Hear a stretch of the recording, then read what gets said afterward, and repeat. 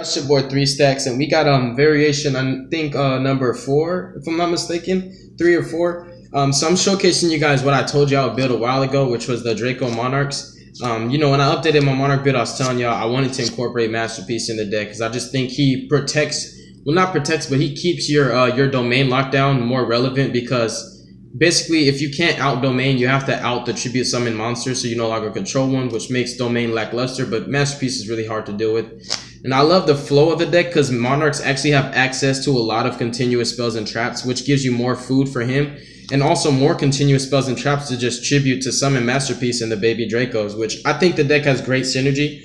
And it's pretty broken now. Ignis Seed, I never really paid attention to the fact that he has Monarch stats, so he really does help the deck to flow. So it's a pretty cool deck, and I love the feng shui it has, and just the concept of, you know, Monarchs being the most broken tribute summon deck prior to True Dracos coming out.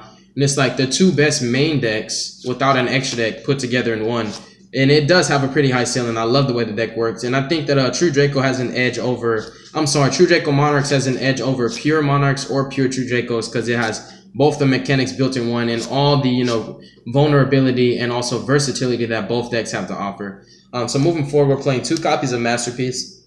Absolutely perfect in this deck because I don't play Desires, so I don't ever have to worry about losing my Masterpieces. We also play 2 copies of Erebus, the broken boss monsters of the deck. In addition, of course, you have to have Aether. She's just way too good, way too OP.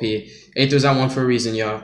And that's it for the boss monsters. Now we're going to move forward to the babies. The littler ones, not really babies, because everything's pretty big in this deck. I play 3 Ignis Heat. My only reason for playing Ignis Heat and not Knuckles is because he has Monarch stats and he flows with the deck. I didn't want to play Knuckles because he's not searchable and he doesn't really flow too good with the deck. The only thing Knuckles would really be here for is to activate the trap on your opponent's turn, but most of the time you're able to do it, you know, different ways, so it's really cool. But I like the Ignis Seed in this deck because the pressure that he puts on the board, you know, going second, he's a great card to play going second. And just in general, you know, he's just really, really good for this deck. Like, I don't know why he's so broken in this deck, but he just works so well. So we play 3 Ignis Seed and also 2 Karaz for the draw magic. And that will definitely sum up the big guys, you know, the Monarchs tribute summonables. Karaz is really, really broken. I love what this guy does. I've never popped my opponent's cards, and I probably never will. I do not like giving my opponent anything that he did not work for. So I like to just use Karaz on my own stuff. And for the babies, the vassals, we play 2 Idea and 2 Eidos. I did not want to maximize on either one. I was actually debating whether I play 3 Eidos. Because that way you have a 3rd way to bring back Idea from the grave and bring back your Pantheism, of course, when Idea gets sent. But the deck has better grind game synergy just based off the Draco. So sometimes, you know, your opponent might outlast your Monarch plays and you have a full-fledged Draco play, you know, saved. Or you might do both at once, because sometimes you're able to set up for your Monarchs and your Dracos at the same time, which is pretty clutch. Like, for example, if you open with a Return of the Monarchs and you summon your Draco like Ignis Heat or Masterpiece, you'll search your Aether, and then obviously on your opponent's main phase, tribute summon for Aether using her own effect. So you go Monarch Draco at the same time and, you know, disrupt your opponent's plays via Stormforth and Masterpiece, which is really cool. And then for the spells, we play, of course, 3 double Ds. You just have to play it. It's way too broken. And it actually synergizes with your vassals because, for example, if you have an Idea engrave or an Eidos, either one engrave, you can pop the one, like, let's just say you have an Eidos engrave, and then you don't really want to summon your Idea, like you want to, you know, summon something else.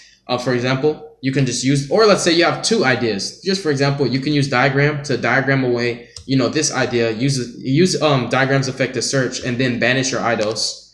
Bring back the Idea that you popped off of Diagram, and then bring back another Eidos. And, you know, you get, basically that's for free, and you didn't have to waste a normal summon. And you get the additional tribute summon for Eidos, so now you can actually additional normal summon for Eidos, so now you can actually normal summon twice. And in addition to you being able to normal summon twice, you can normal summon 2 more times. So this deck can actually tribute summon 4 times. That's another thing that makes True Draco Monarchs pretty broken, is because True Dracos by themselves, they can normal summon 3 times, but with the additional effect of Eidos, you know, you get 4 additional normal summons. So if you have Eidos' effect to normal summon, you have Draco Heritage to normal summon, you have Disciples to normal summon. That's 3 additionals in tandem with your actual normal summon, which is really broken. And like when you do that combo, like I showed you, where you banish Eidos, Banish Idol Summon, I did bring back another one. Without normal summoning, now you have an additional tribute summon. You still have an actually normal summoned, and it's just really, really broken. The deck goes ham, and it never spams from the extra deck. It just spams tribute summon monsters and beats down like crazy. Of course, 3 extra copies of Double D's. You just have to play it. It's really, really broken. I'm also playing 3 Tenacity just for the search power. Everything is live except for Masterpiece because he doesn't have the right stats, but he's the only exception anyways. Tenacity always for Pantheism, and if not for Pantheism, I'm going straight for Domain, and then after, you know, I might just have to banish the Pantheism, you know, reveal 3 returns, but most of the time you just draw into it because you played at 3. Really, really cool. But 3 Tenacity, 3 returns in addition to the search power that you already have, you know, via Diagram and Terraforming. You have the 3 Tenacities, the 3 returns, the draw power from Karaz, and, you know, the deck thinning that you get from Erebus and Aether to dump your Pantheism. We also play 2 Heritage for more draw power and the additional tributes, and also 2 Disciples for the recyclability and additional tributes. And of course, they out back rows, which is really, really cool. I also play 2 Domains and not 3 because I already played 3 Diagrams. I did not want to play 1 Domain because there is that really, really irritating thing when your opponent Cosmic Cyclones your Domain. And yeah, you can add it from the Banish Zone with Idea, but you have to have Idea. And you're never always going to have Idea. So it kind of sucks if your opponent banishes this one. And, you know, you have to wait basically to get it back. And I don't want to wait that long because you could lose while you're waiting. So I like having double Domain because if they Cosmic Cyclone the first, you know, you can always search out the second one from your deck to your hand, which is really cool. That's my only reason for playing 2 Domain and not 1. I know some people would say, no, just play 1 because you're already playing 3 Diagrams, but that's my main reason for playing 2. Just for that situation. Yes, I do know. I'm not stupid. I know that Idea can add banished Monarch spells or traps back, but think of it. I played 2 Ideas, so you think every time my opponent Cosmic Cyclones that I'm going to be able to somehow get Idea to the graveyard and add it back? It's like very, very low chances of that happening. It's just that there is a possibility that it could happen, but it's not high enough for me, so I play 2 Domains. You don't have to play 2 Domains. It's my deck anyways. 1 Pantheism, really, really broken. It's at 1 for a reason, and this is at 1 for a reason. And you just keep looping your Pantheism via Idea.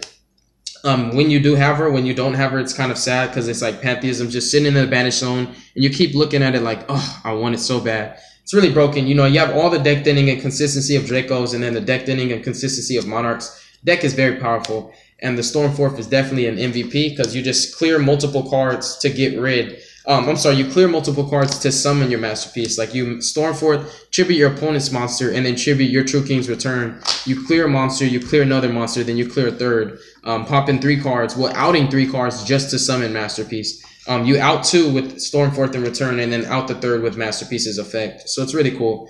For traps, we play 3 Prime.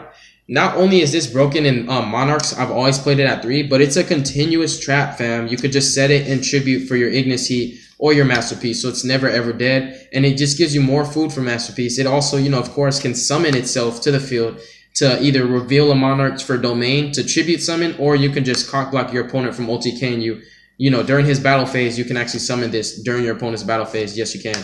So it's really, really cool. It's a versatile trap, and it keeps you in the game because it recycles every single thing. Like you can activate its effect, draw a card, and then tribute it off for, you know, Masterpiece or Ignis Heat. 2 returns and 1 Apocalypse to sum up the main deck. I don't know how I feel about playing multiple Apocalypses, but I did feel like Return was that much more clutch than Apocalypse. Naturally, you have Domain to attack over virtually anything. Like if you have Domain and you have Masterpiece, you can literally swing for 3750. That's pretty huge. So you don't really have much problems, but you do play the 1 Apocalypse at the offset chance that you need its effect to have the attack of monsters on the field permanently. But also, you know, you have 3 of the base effect, which is the most important, just tribute summoning on your opponent's main phase for Masterpiece, obviously. Really broken. You never really use Return's effect from Grave, but it's there if you need it. And that sums up the main deck. And obviously, this is Domain Monarch, so Domain Monarch True Draco, so there's no extra deck. And there is no side deck right now because I'm not actually playing this deck on a competitive level. It was just something that I thought was such a great concept.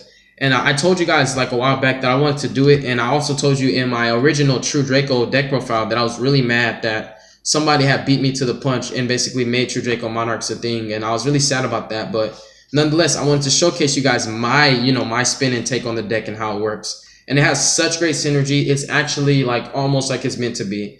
You can definitely play either one of the decks in their pure form in Monarchs or True Dracos. Either or are a great contender for this format. Not just because of domain, but because they just ignore, you know, the extra deck mechanic, which is really broken. So God bless you guys. Make good choices. Don't hurt your brain cells. Y'all have a wonderful day. Feed your families. You know, pay your bills on time. Peace.